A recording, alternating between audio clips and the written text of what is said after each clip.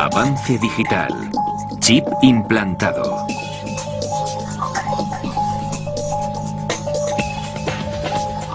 Olvidar las contraseñas del ordenador es algo muy corriente, pero puede que la solución esté literalmente a mano con implantes de chips de ordenador. Ahora, algunos fans de la tecnología en Estados Unidos se están poniendo chips de identificación por radiofrecuencia bajo la piel para poder usarlos para facilitar tareas cotidianas. El EM402 RFID Tag Q5 implantado en la mano de Mikey Sklar es tan pequeño como una ampolla de cristal que cuesta unos $2. Un médico realizó la operación en la cocina de Sklar. El chip seguirá activo durante unos 100 años.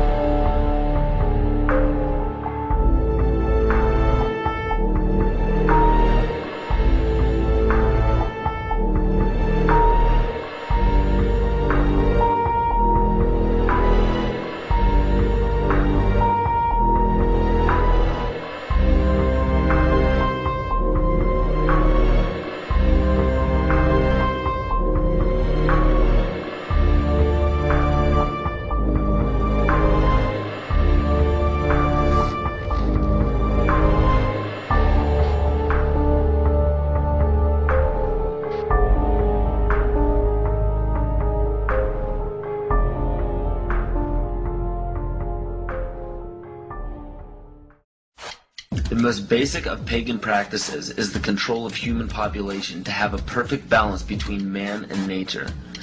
The goal is to bring the population down to 500 million, which is over a 90% reduction in humanity.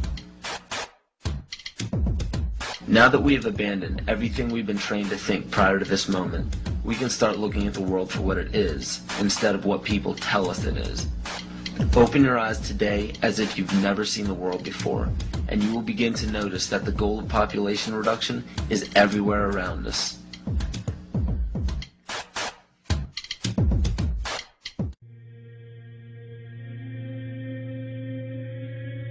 He who controls food controls the world. Well, they said in 1962, we're going to work toward total global implementation of Codex Alimentarius on December 31st, 2009. There were sort of guidelines. Now, Codex Alimentarius Commission is administered by the World Health Organization, WHO, and the FAO, the Food and Agriculture Organization. They fund Codex and they run it at the request of the UN. So they're mommy and daddy to Codex Alimentarius. In 1994, Codex, with no notice here in this country whatsoever, declared nutrients, put on your intellectual seatbelts, declared nutrients to be toxins. They're poisons. Under Codex, every dairy cow on the planet must be treated with Monsanto's recombinant bovine growth hormone. Furthermore, under Codex, every animal used for food on the planet must be treated with subclinical antibiotics and must be treated with exogenous growth hormones. If you do the numbers in the WHO FAO projections, the epidemiological projections, they estimate, not I, that just the vitamin and mineral guideline alone, when it goes into global implementation on December 31st, 2009, will result in a minimum of 3 billion, that's B, bad, big, billion deaths. 1 billion through simple starvation. Those folks who die are not particularly economically successful from the point of view of the corporations, but the next 2 billion, they will die from the preventable diseases of undernutrition.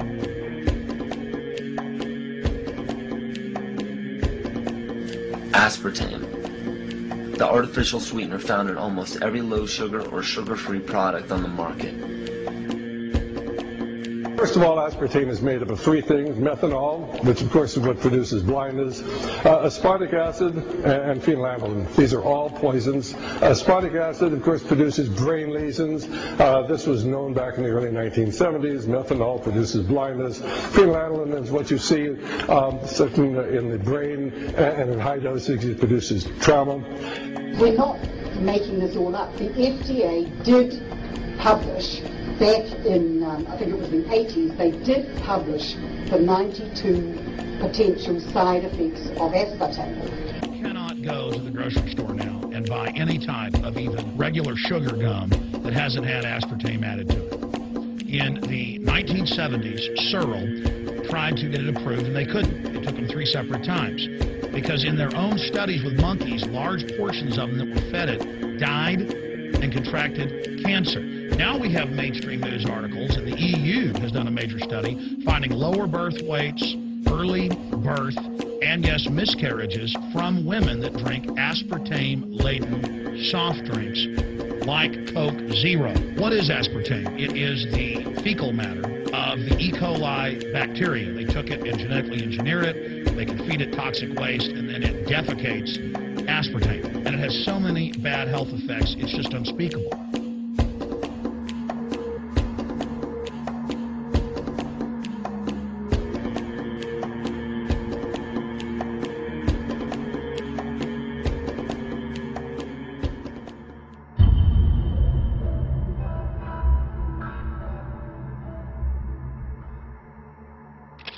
This is being done by design. It's also very, very addictive.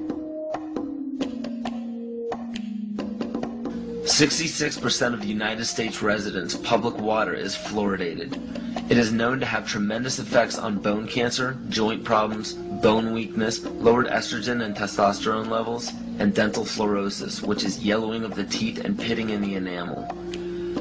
Wouldn't it make more sense to enhance public water with vitamins which are meant to be ingested to promote overall health, rather than putting such a toxic chemical in our water with a bogus explanation that it will improve our dental health? Fluoride, to my knowledge as a physician, has absolutely no biological benefit whatsoever.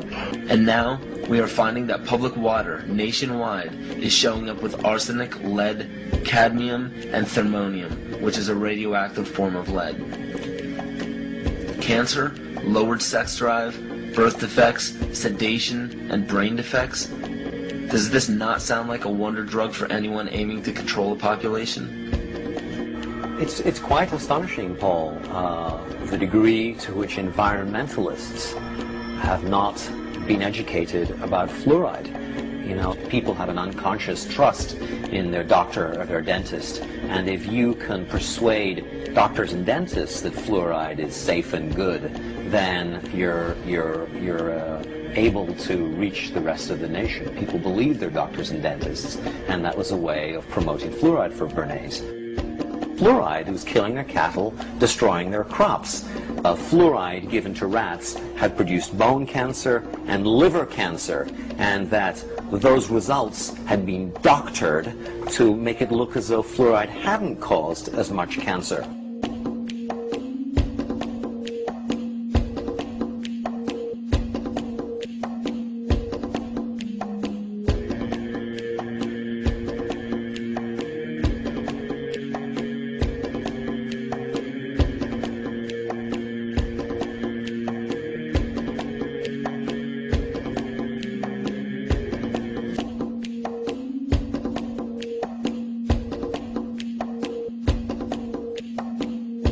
It is in tens of thousands of products. We can say no. We can stand up. But if you've got a neighbor giving fluoride water to their baby, please go over and warn them. If you've got a neighbor that's sitting there eating MSG-filled chips, one after the other, warn them. You've got a responsibility.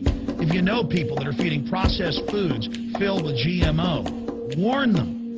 And for God's sakes, don't give it to your own children. If you want to kill yourself, that's your own business.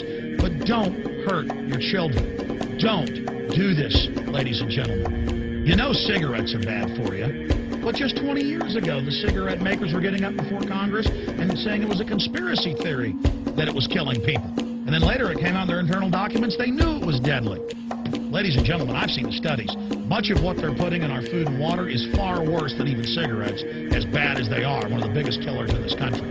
This is a covert, soft kill operation.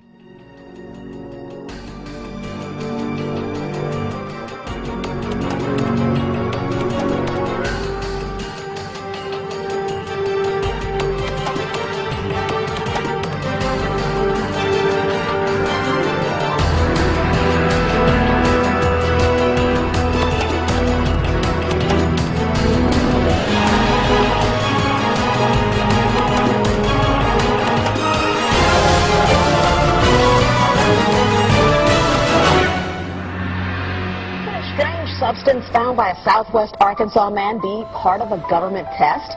Well, that's the question at the heart of a phenomenon called chemtrails, now getting widespread attention. They begin as normal contrails from a jet engine, but do not fade away like a normal contrail. Soon after, he saw particles in the air. You know, because we'd see it drop to the ground in a haze. Nichols then noticed the material collecting on the ground. This is water and stuff that I collected in bowls. I had it set out in my backyard on my dad's pickup truck. KSLA News 12 had the sample tested at a lab. The results? A high level of barium, 6.8 parts per million, more than 3 times the toxic level set by the EPA.